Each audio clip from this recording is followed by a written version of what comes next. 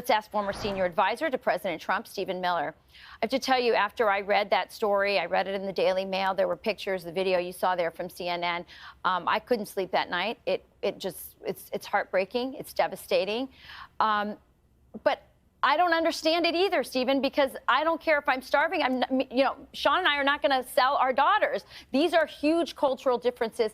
What do we do now that we have brought so many of them here? And some of them are just leaving the base, by the way, as some congressmen in Wisconsin have said, without any tracking of them at all.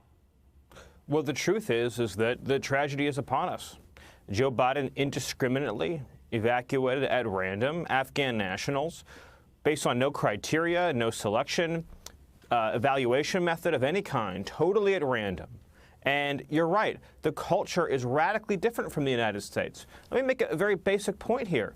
Why couldn't the U.S. military, after 20 years, build a pro-American democracy in Afghanistan? It's because of that deep chasm of cultural difference. So what kind of hubris now are we applying to say, well, we can't build a democracy there, but if we bring Afghanistan to the United States, well, then they'll all embrace our way of life here. That's just not how it works, not in reality. That's why the right and compassionate policy is, if there are people who legitimately and genuinely need relocation, they can be relocated to another safe place in the Middle East. For example, there's millions of Afghan refugees over the last several decades, going back to the communist era, that have moved to Pakistan.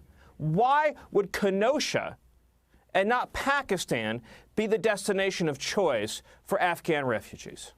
Yeah, well, it seems like it would also have been cheaper to take care of these refugees in a third world country. It's very expensive, correct, Stephen, to bring them here? Yeah, for the price of taking one to the United States, you could resettle 10 plus in their home country.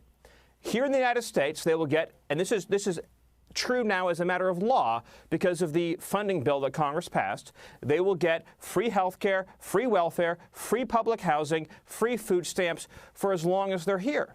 And you could help 10 times more people, again, if you wanted to, in their home region. So this is not about a humanitarian mission. This is about an immigration mission that's ideologically driven. And it's time to use a word that President Trump used all the time, but is too rarely used today. And that's the word assimilation. Immigration doesn't work without assimilation. And you cannot have a large-scale pipeline of immigration from a part of the world where women are treated as property and expect that entire migration flow to suddenly become Jeffersonian Democrats in America. It doesn't work like that. I know. The last thing that the father said as he sold off his little 9-year-old daughter, he said, "Don't beat her." It's just heartbreaking. I hope we can figure out something we can do about this situation. Stephen, thanks for joining us tonight. Thank you.